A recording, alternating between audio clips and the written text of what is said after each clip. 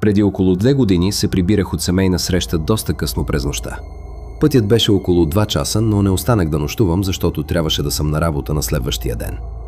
По-голямата част от маршрута минаваше през онези пътища с гъсти храсти и дървета от двете страни, точно като в страшните филми.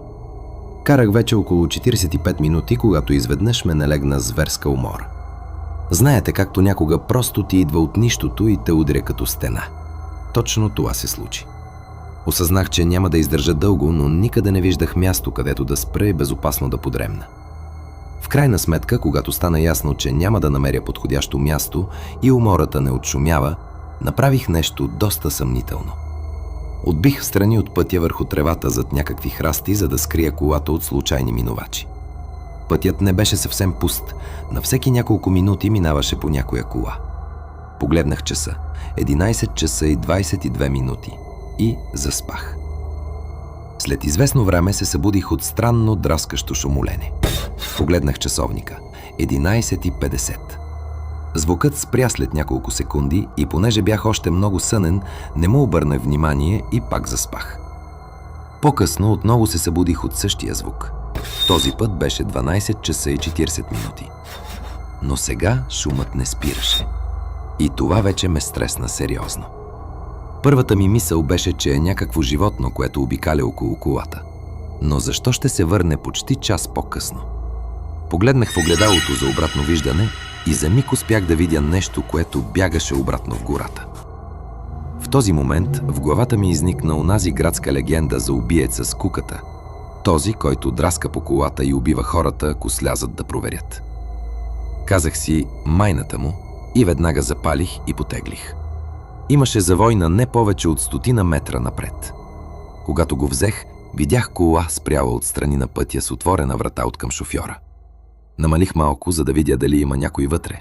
Нямаше никого. Погледнах в огледалото. Нищо. И изведнъж някакъв мъж изскочи иззад завоя и започна да тича към мен. Крещеше с пълно гърло.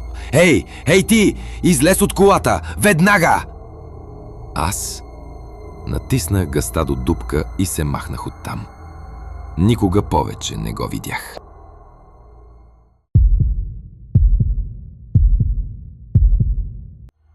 Като дете имах навика да ходя на сън. Живеехме в доста опасен квартал и понякога се събуждах посред нощ, навън, без никаква представа как съм се озовал там.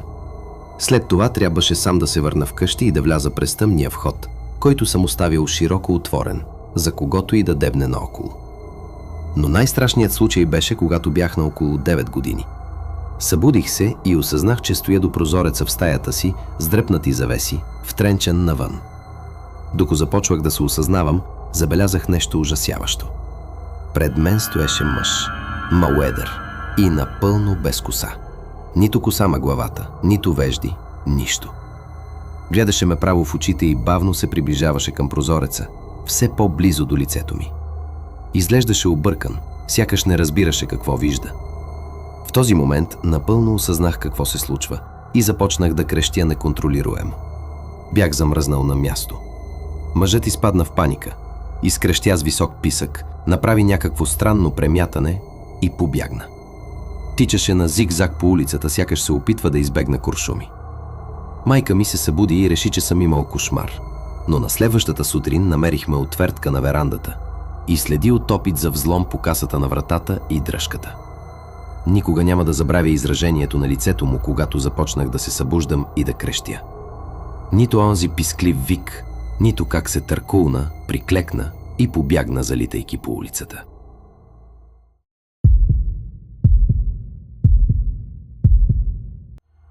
Бяхме дълбоко в гората, в къщата на чичо ми. Родителите ни бяха излезли, а ние бяхме 5 деца на възраст от 4 до 14 години. Останахме сами. Решихме да играем на криеница вътре в къщата, без никакви лампи. Нямаше улично осветление или нещо подобно, така че вътре беше пълен мрак, не се виждаше абсолютно нищо. Базата беше в хола, а аз се скрих пак там, за да мога бързо да стигна до нея. Брат ми броеше, той беше гонещият. Бях се скрил само на няколко метра от него, когато една светкавица озари прозореца и ни накара да погледнем натам. И двамата замръзнахме. В проблясъка ясно се очерта силует на мъж, стоящ до прозореца и надничащ вътре. Започнахме да си шепнем, а при следващата светкавица видяхме, че мъжът вече се насочва към входната врата. Брат ми, Бен, реагира светкавично. Хукна и заключи входната врата точно преди мъжът да започне да върти дръжката.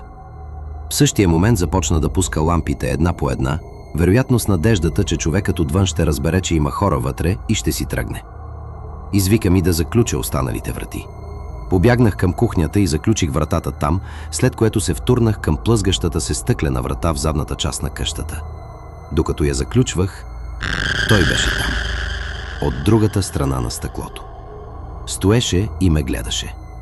Замръзнах. Но Бен, напълно спокоен, ми каза: „Затвори пердето“. Фокусирах се върху гласа му и направих точно това. Чичо ми имаше оръжия, но синът му беше на лов и нямаше никой възрастен. Единственото, което намерихме, беше въздушна пушка, която изглеждаше като истинска. Бен излезе на верандата с нея, опитвайки се да убеди човека отвън, че сме въоръжени. Телефонът обаче не работеше. Тогава често имаха проблеми с линията. Опитвахме се да се свържем с някого по радиостанцията на Чичо ми, но никой не отговаряше. В крайна сметка, един по-голям братовчет, едва на около 15 години, се появи. В този момент ни се стори, че възрастен е дошъл и че сме спасени. Това ни успокои и сякаш всичко се върна към нормалното. Но и до днес не мисля, че съм изпитвал по-зловещ момент от онзи, в който вдигнах поглед към прозореца и видях, че някой стои от другата страна и гледа вътре.